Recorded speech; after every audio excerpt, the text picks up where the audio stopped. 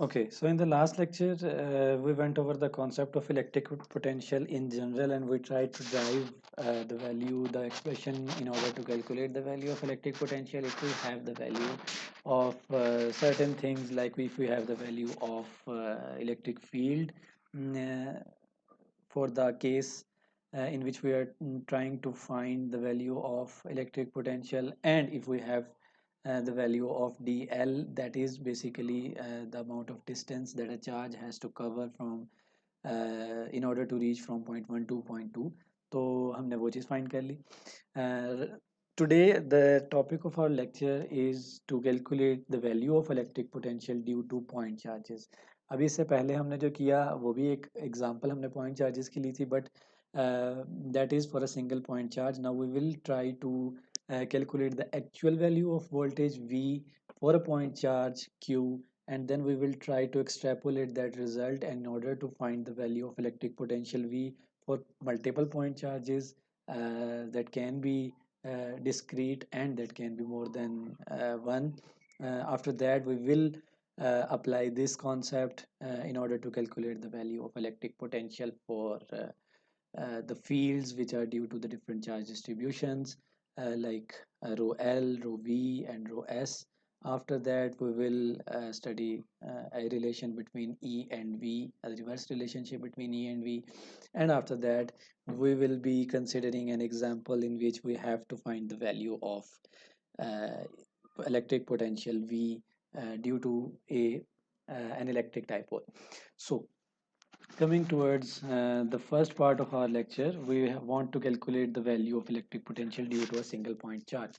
Now, we know the value of electric field due to a single point charge is E is equals to, for a single point charge, we're talking about a single point charge, E is equals to R hat Q over 4 pi epsilon R square. We calculated this value by using Coulomb's law, we calculated this value by using Gauss's law. We have calculated this value two or more times, so we know that this is the ultimate value of E due to a point charge uh, plus Q. Okay, so now we'll try to calculate the value of V due to this point charge. We know that we can choose any path of integration while calculating the value of electric potential. Why? We know that the value of electric potential is for a single point, that is infinity to P, that point, and E dot dl, if we want to calculate the value of V at a certain point. Okay, so here we have the value of E. We have written that above. Now we will have to decide the value of TL. For that purpose, I was saying that we can choose any path of integration. We proved this concept in the last lecture, that we can choose any path in order to reach from one point to another if we want to calculate the value of V. So path doesn't matter. So in this case, what he's saying is that because it is up to us to choose the path, so we will try to choose the path which is more convenient to us. So what will be more convenient to us? We are calculating the value of dot product. The thing that will be most convenient to us will be KDL की direction वही हो, that is the direction of E. तो for that purpose हमने DL की direction choose वो की जो हमारी direction है इसकी इलेक्ट्रिक फील्ड की, ताकि हमारे लिए आसानी हो. तो हमने कहा कि डी एल हमारा जो है बेसिकली वो रेडियल डिस्टेंस है. तो हमने क्या किया, हमने इसकी वैल्यू पुट की. हमने वैल्यू इसकी किस तरह से पुट की, हमने कहा कि हमने पहुंचना है क्या उसका नाम है, किसी भी आर्बिट्रेरी पॉइंट पे, और वो आर्बिट्रेरी पॉइंट जो आपका है वो आपका उस पॉइंट चार्ज से जो उसका डिस्टेंस है वो आर है, तो जो मैग्नीट्यूड है उस डिस्टेंस का वो भी आर है. तो हम कह सकते हैं कि हमने इन्फिनिटी से उस पॉइंट तक देखना है, आर तक देखना है, और ई की वैल्यू जो है वो हमारे पास R hat Q over 4 pi epsilon R का स्क्वायर है. और सिमिलरली हमारे पास जो डी एल की वैल्यू है वो हमारे पास आर हैट डी आर है. आर डॉट आर आपके पास 1 हो गया, और आपके पास 1/4 पाई एप्सिलॉन जो है वो आपके पास आ गया अंदर, और आपने इस इंटीग्रेशन को सॉल्व किया तो पीछे आपके पास बचा Q/4 पाई एप्सिलॉन आर। ठीक है, तो ये जो वैल्यू आपकी निकली, ये निकली वोल्टेज आपका at a point due to a single point charge. अब मैं ये चाहता हूँ कि मैं ये तो वो पर्टिकुलर केस था जिस केस के अंदर हमारा चार्ज था वो ओरिजिन के ऊपर पड़ा हुआ था, तो हमने बड़े मज़े से यहाँ पे the distance between the point, the observation point and that charge, हमने उसको आर की जो है वो नाम दे दिया। But what if this point charge is not placed at the origin, ये किसी आर्बिट्रेरी जगह पे पड़ा है, ये ओरिजिन कहीं इधर है और हम जहाँ कहीं देखना चाह रहे हैं वो पॉइंट इधर है। तो इन दैट केस हम इस आर की जगह क्या लिख सकते हैं, तो बेसिकली ये आर है the distance between observation point and the point charge itself. तो हम क्या करेंगे, हम पहले ये देख लेते हैं कि ये हमारे पास क्या है, फिर ये देख लेते हैं कि ये क्या है, ताकि हम ये देख सकें कि ये क्या है। ठीक है, तो इस केस में हमने बेसिकली देखना क्या है कि हमारे ऑब्जर्वेशन पॉइंट से लेकर चार्ज तक का जो वेक्टर है उसकी वैल्यू हमारे पास क्या होगी। तो अगर हम देखें कि ऑब्जर्वेशन पॉइंट का ओरिजिन से जो डिस्टेंस है वो आर है, और जो क्यू है एक्चुअली जो चार्ज है उसका जो ओरिजिन से डिस्टेंस है वो R1 है, तो हम क्या कह सकते हैं कि जो distance between observation point and the point charge itself है वो हमारे पास क्या होगा, R-R1 होगा। हम कह सकते हैं ना इसे। क्या करना है हमें, ये रिजल्टेंट लेने के लिए क्या होना चाहिए, इसकी जो डायरेक्शन है हमारी वो अपोजिट होनी चाहिए। ये इसकी हेड पे आएगा, ये इसके हेड पे आएगा, और ये यहाँ से यहाँ पे इसको हमारे पास जो है वो रिजल्टेंट वेक्टर जो है वो आ जाएगा। तो वो कहता है फॉर दैट केस हम क्या करेंगे कि जो वोल्टेज है वो हमारे पास हो जाएगा Q ओवर 4 पाई एप्सिलॉन, और इसके साथ आपके पास आ जाएगा R-R1। ठीक है, क्या आ गया। तो this is the value of VR for a charge which is not placed at the origin, or if we want to extrapolate this to to a thing in which we have more than one charge, तो इसके case में in order to generalize for n discrete point charges having n position vectors, electric potential हमारे पास क्या हो जाएगा, VR should be equal to 1/4 is constant, और summation हो जाएगी किस चीज़ की, क्यू आई जितने भी चार्ज होंगे divided by r minus r i, और आई हमारे पास 1 से लेके n तक जितने भी चार्जेस हमारे पास हैं, सिंपल समीशन जो है वो उसकी हमें वोल्टेज दे देगी उन सारे पॉइंट चार्जेस की वजह से जो उसके ऊपर आए हैं। ठीक हो गया। अभी इसके अंदर अगर आप देखो तो इसके अंदर एक चीज़ जो है वो थोड़ी सी आपको दोबारा देखनी पड़ेगी। उसमें ये है कि ये जो माइनस का साइन था, क्या ये माइनस का साइन यहाँ पे आएगा, अगर आएगा तो क्यों आएगा, अगर नहीं आएगा तो क्यों नहीं आएगा। ये जो चीज़ है ये आपने जो है वो मुझे लेक्चर के बाद हम इंटरेक्टिव सेशन में इसको डिस्कस करेंगे।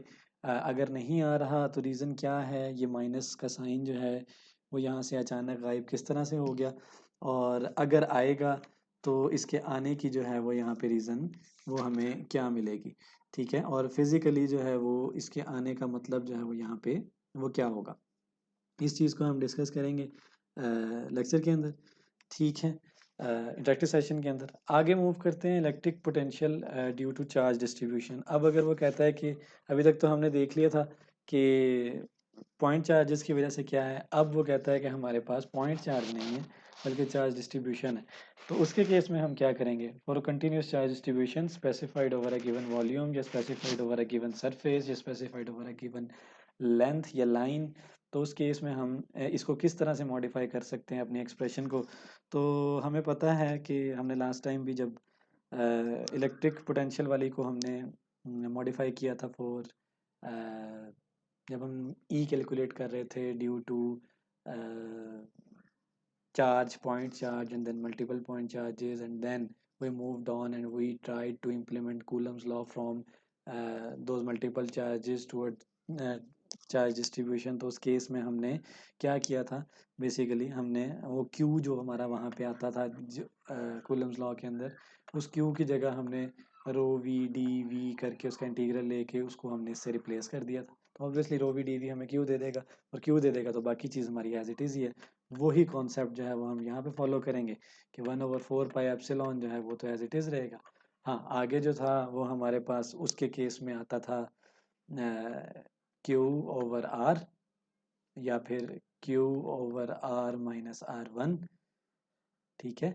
और इसके केस में हमारे पास क्यू की जगह आ जाएगा rho we D V for volumetric charge distribution, और आर की जगह आ जाएगा आर वन।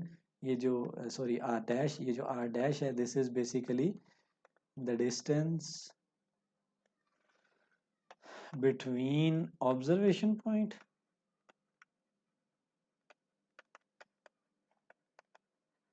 एंड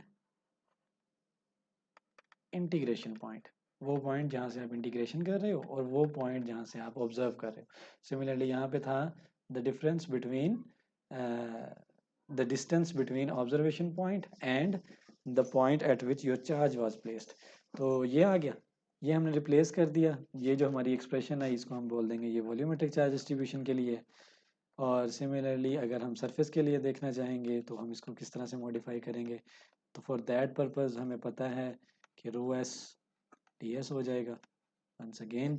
और फॉर लाइन चार्ज डेंसिटी हमारे पास जो चेंजेस आएंगी वो आ जाएगी rho L D L over are.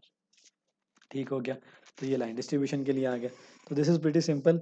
हमने बेसिकली किया क्या है, हमने क्यू को रिप्लेस कर दिया रो वी डी वी से, या रो एस टी एस से, या रो एल डी एल से। और हमने आर जो है, जो डिस्टेंस था between point charge and observation point, उसको हमने चेंज कर दिया distance between integration point and the observation point. तो बेसिकली जो बेसिक जिस्ट है, जो बेसिक कॉन्सेप्ट है उसके पीछे, वो वैसे का वैसे ही है। फिर आ जाता है electric field as a function of electric potential. अब इलेक्ट्रिक फील्ड जो है वो इलेक्ट्रिक पोटेंशियल का फंक्शन किस तरह से है। हमने ये तो पढ़ लिया कि इलेक्ट्रिक फील्ड इलेक्ट्रिक पोटेंशियल जो है वो इलेक्ट्रिक फील्ड का फंक्शन किस तरह से है। वो हमने क्या निकाला था कि डी वी जो है हमारे पास वो minus E dot d L होता है, ठीक है। ये हम ऑलरेडी जो है वो निकाल चुके हैं। अब if we reflect back to the topic of gradient that we studied in vector analysis, तो उसके अंदर हमने एक इक्वेशन पढ़ी थी जिसके अंदर हमने कहा था कि डी टी जो है हमारा वो gradient of T dot d L के बराबर होता है, ठीक है। ये डायरेक्शनल डेरिवेटिव जब हमने पढ़ा था ना, तो उस टाइम हमने ये चीज़ पढ़ी थी। अगर हम इसी चीज़ को वोल्टेज के ऊपर अप्लाई करें, क्योंकि वोल्टेज भी एक स्केलर क्वांटिटी है, तो डी वी जो है हमारा वो क्या हो जाएगा, gradient of v into d l dot d l, ठीक है। और जो gradient of v dot d l आपके पास आएगा, अगर आप इसको चेंज करो dv की जगह, यानी कि इस dv की जगह ये वैल्यू पुट कर दो, तो आप क्या लिख सकते हो कि gradient of v dot d L जो है वो आपका बराबर हो गया e डॉट डी एल के। तो इधर से अगर आप देखो तो आप dl को dl से काट सकते हो, और e को आप इन टर्म्स ऑफ v लिख सकते हो इस तरह से। इसका मतलब क्या हुआ कि if we want to calculate the value of e by using the value of v, तो हम ये वैल्यू बड़ी इजीली इस एक्सप्रेशन को यूज़ कर सकते हैं। अब इसके लिए आप एक क्वेश्चन जो है वो आपके जहन में आ सकता है कि हमें क्यों ज़रूरत है।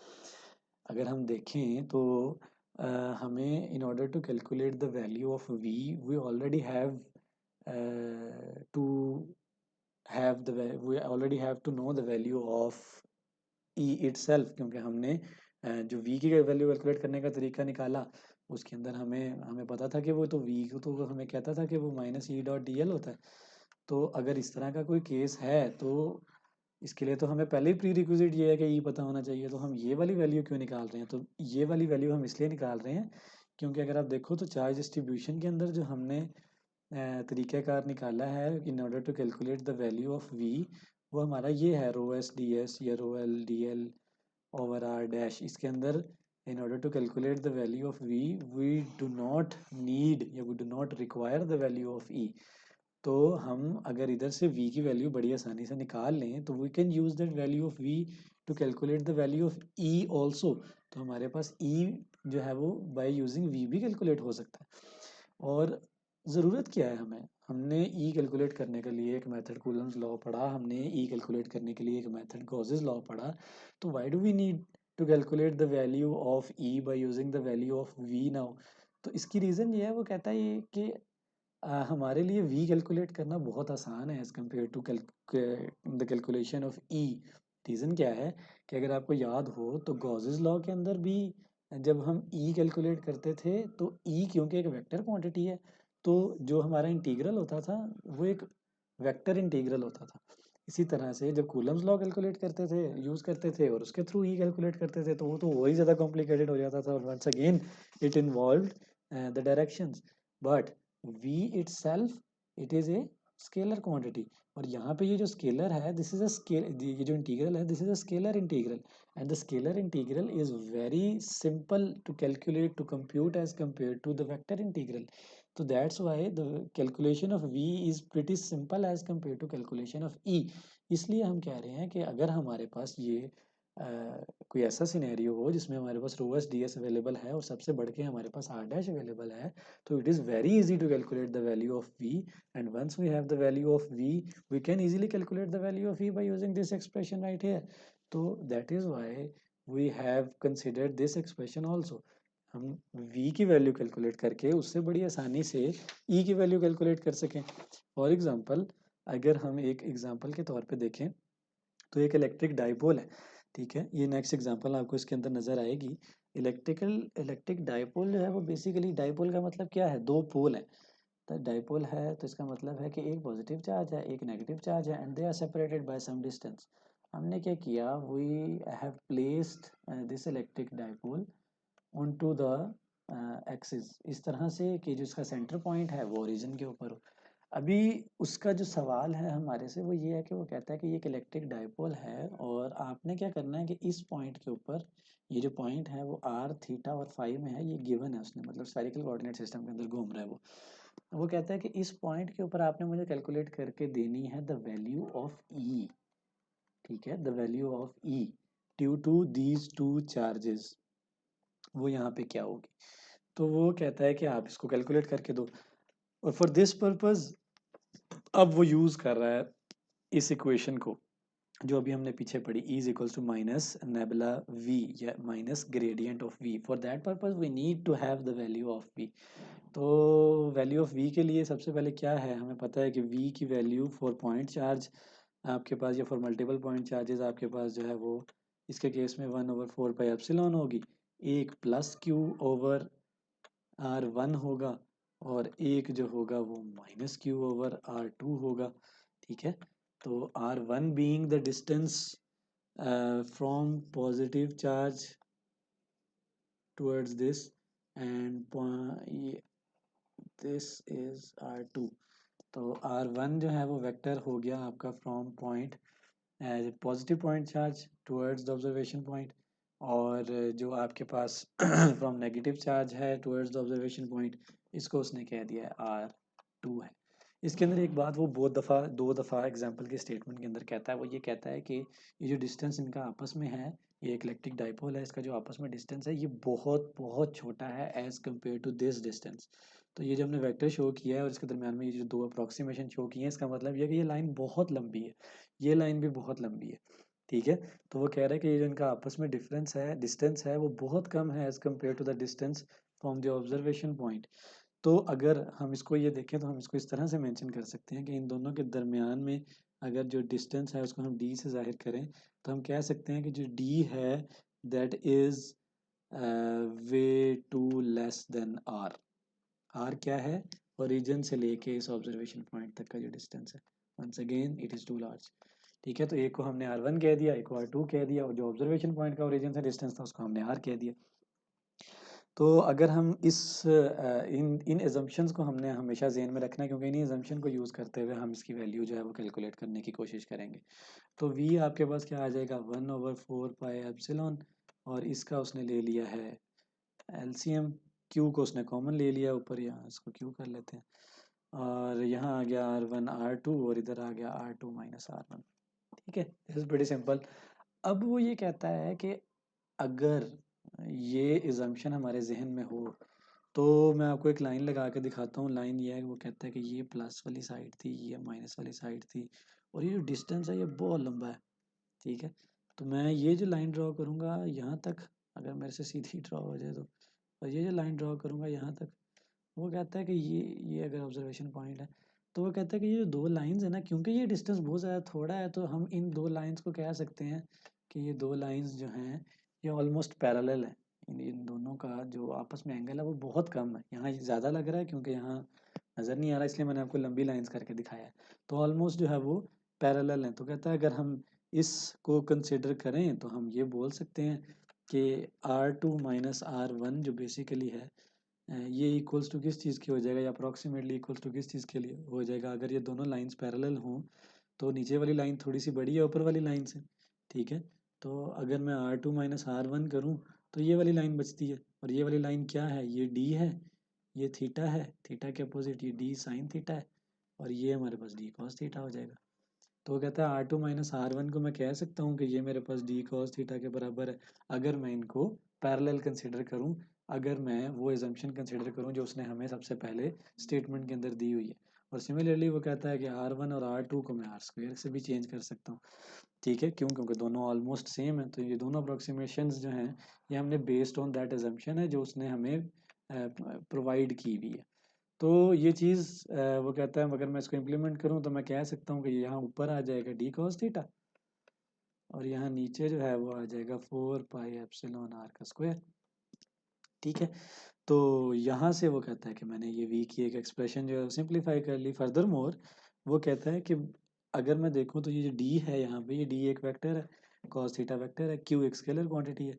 तो अगर मैं इस कॉस थीटा को ख़त्म करके मैं इसको एज ए डॉट प्रोडक्ट लिखना चाहूँ तो मैं क्या लिख सकता हूँ कि मेरा जो डी है, अगर ये जो डी है इसका अगर मैं आर के साथ डॉट प्रोडक्ट लूँ once again by using the approximation, तो जो डी है ये डी मैं आर के साथ इसका डॉट प्रोडक्ट लूँ आर की डायरेक्शन में, तो that should be equals to D cos theta, ठीक है। वंस अगेन यूनिट वेक्टर है ना, थीटा जो है वो थीटा, ये वाला थीटा और ये वाला थीटा, ये दोनों ऑलमोस्ट बराबर होंगे क्योंकि उसने कहा है कि ये दोनों इनका डिस्टेंस जो है वो बहुत ज़्यादा कम है। तो उसने क्या किया, उसने यहाँ पे q की जगह q एज इट इज़ लिख दिया, और d की जगह उसने इसको वेक्टर फॉर्म में मेंशन कर दिया, d डॉट आर हैट, नीचे आ गया 4 पाई एप्सिलॉन आर का स्क्वायर। अब वो कहता है कि ये जो क्यू डी है ना, ये एक नई क्वांटिटी है जिसको हम p से जाहिर करते हैं। p is a vector, q एक स्केलर था जो d के साथ मल्टीप्लाई हो रहा था, p dot r divided by 4 pi epsilon R का स्क्वायर। ये जो p है ना, इसको वो बोलता है ये डायपोल मोमेंट है। आई थिंक आपने इसकी टर्मिनोलॉजी ये पहले पढ़ी होगी। बेसिकली डायपोल मोमेंट क्या है, the charge and the distance between that charge, तो ये डायपोल मोमेंट है। तो उसने उसको डायपोल मोमेंट की फॉर्म में यहाँ पे मेंशन कर लिया, ठीक हो गया। अब वो कहता है कि जो गोल था हमारा वो ये था कि we had to calculate the value of E. तो ई हमारे पास था माइनस नेबला वी, और वी जो है वो हम कैलकुलेट कर चुके हैं, ये सॉरी कैलकुलेट कर चुके हैं। तो v की वैल्यू जो है वो हम पुट कर देंगे, और ग्रेडियंट की एक्सप्रेशन जो है वो हम नेबुला की एक्सप्रेशन हमें पता है क्या होती है for cylindrical spherical coordinate systems. तो वो हम वैल्यू पुट कर लेंगे, माइनस एज इट इज़ बाहर आ गया, अंदर आ जाएगा आपके पास R hat partial by partial R, ये v के साथ, फिर आ गया 1/r फाई हैट, और partial by partial partial V by partial phi, और सिमिलरली पार्शियल जी वाला हिस्सा हमने ये कैलकुलेट कर लेनी है। और वो कहता है कि इससे जो हमारी ई की वैल्यू निकलेगी वो हमारी निकलेगी Q D over 4 pi epsilon R का क्यूब, और आगे होगा R hat into 2 cos theta plus theta hat sine theta, ये वैल्यू ई की निकलेगी। और ये बड़ी आसानी से निकल आई है by using the value of V, and that value of V helped us in calculating the value of E. अगर ये हमें निकालनी पड़ती बगैर पोटेंशियल के यूज़ किए हुए तो वो काफ़ी ज़्यादा मुश्किल हो सकता था, और वो मुश्किल होगा भी। और इस तरह की एक एक्सरसाइज मैं आपको दूंगा भी जिसके अंदर आपने ई की वैल्यू फाइंड करनी है by using Coulomb's law only, और उसके केस में आपने v को जो है वो कैलकुलेट नहीं करना। वो आपकी असाइनमेंट होगी, और वो असाइनमेंट जो है वो आप मुझे होपफुली मिड के बाद सबमिट करवाएंगे, ठीक हो गया। तो this is it for today. In the next lecture we will discuss Poisson's equation that is closely related to uh, electric potential, and after that we will move towards the electrical properties of materials. So if you have any question, you are welcome to ask in the interactive session. Thank you very much. Allah Hafiz.